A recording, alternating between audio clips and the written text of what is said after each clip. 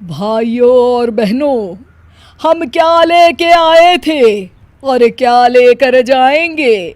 दुनिया तो मोह माया का जाल है। हमारे रिश्ते नाते सब झूठे हैं। इनके चक्कर से बाहर निकलकर भगवान का ध्यान लगाए, तभी हमारा जीवन सफल होगा। चलिए, आज के लिए इतना ही। कल हम फिर आएंगे। प्रणाम बाबा जी। सरला बाबा बिरजूनाथ की परम भक्त थी। वो हमेशा उनका प्रवचन सुनती थी। एक दिन, सरला, जल्दी से मेरा नाश्ता लगा दो, मुझे देर हो रही है भाई। तभी विनोद देखता है कि सरला अपनी आंखें बंद कर ध्यान की मुद्रा में बैठी है। अरे तुम यहाँ बैठी कौन सा मंत्र पढ़ रही हो? मेरा नाश्ता कहाँ है? सरला अपनी आंखें खोलती है और मुस्कुराकर जवाब देती है, क्रोध मनुष्य का सबसे बड़ा दुश्मन है, उस पर काबू करना सीखिए स्वामी। अरे ये स्वामी कौन है? मेरा नाम तो विवेक है, भूल गई क्या? और कब से भूखा बैठा हूँ, चलो ना मेरे लिए जल्दी से नाश्ता बनाओ ना तुम। नाश्ता आप खुद बना लीजिए, इस वक्त मैं भगवान का ध्यान कर रही हूँ। विनोद चिढ़ जाता है। अरे यहाँ कोई मजाक चल रहा है? ये कैसे उटपटांग बातें कर रही हो तुम? मैंने तुमसे कितनी बार कहा है कि ये बाबा लोगों के प्रवचन ज्यादा मत देखा करो। खैर, तुम्हें तो मैं शाम को देख लूंगा, अभी मुझे देर हो रही है। उसी शाम सरला की सास, अरे बहू, कहाँ मर गई थी है? घर में इतना काम पड़ा है और तू है कि बाहर सैर सपाटा कर रही है। माँ जी, मैं तो मंदिर में कीर्तन करने गई थी। अरे वो सब तो ठीक है, पर घर के काम क्यों नहीं किए तूने? और ये किस तरह के कपड़े पहन रखे हैं तूने? नया फैशन है क्या? नहीं माँ जी, ये तो हम सन्यासियों के कपड़े हैं। आज से मैं सिर्फ भगवान की भक्ति करूंगी। अच्छा, और घर के काम कौन करेगा? घर के काम तो आप करेंगी माँ जी। अच्छा, मैं चलती हूँ, मेरा ध्यान का समय हो गया है। सरला अपने कमरे में चली जाती है। इस तरह सरला घर के काम करना बंद कर देती है और मजबूरी में सरला की सास को घर के सारे काम करने पड़ते हैं। कुछ दिनों के बाद, अरे बेटा, ऐसा कब तक चलेगा?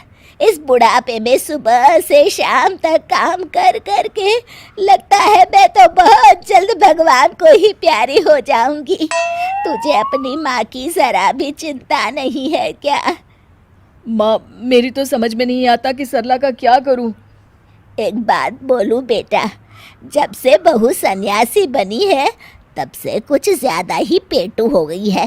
सारा दिन खाने का ऑर्डर देती रहती है। तभी दरवाजे पर सरला की सहेली कोमल आती है। नमस्ते माँ जी, सरला घर पर है क्या? हाँ, है अपने कमरे में। थोड़ी देर के बाद सरला अपने कमरे से आवाज देती है, माँ जी, 2 कप चाय ले आइएगा और साथ में कुछ नाश्ता भी। अरे जरा दम तो लेने दे महारानी। कुछ कहा क्या माँ जी? अरे कुछ नहीं बहू, आती हूँ चाय नाश्ता लेकर अभी।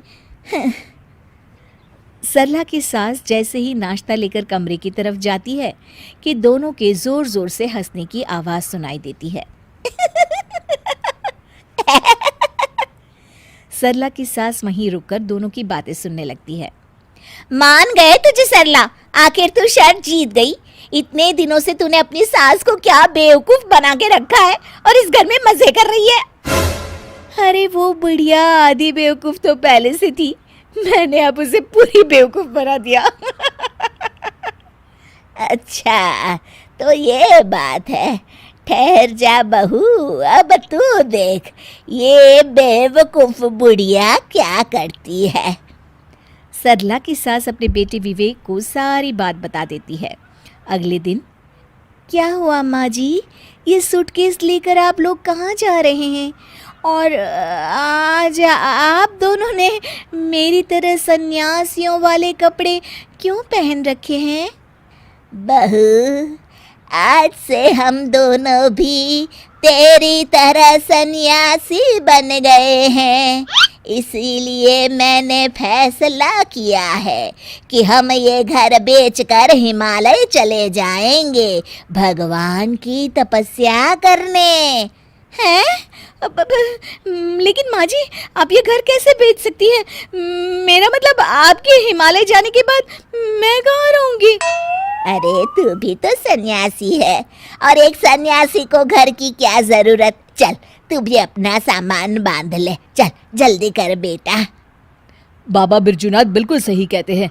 ये घर बार रुपए पैसे सब मोह माया है, इसलिए तो मैंने आज से अपनी नौकरी भी छोड़ दी है।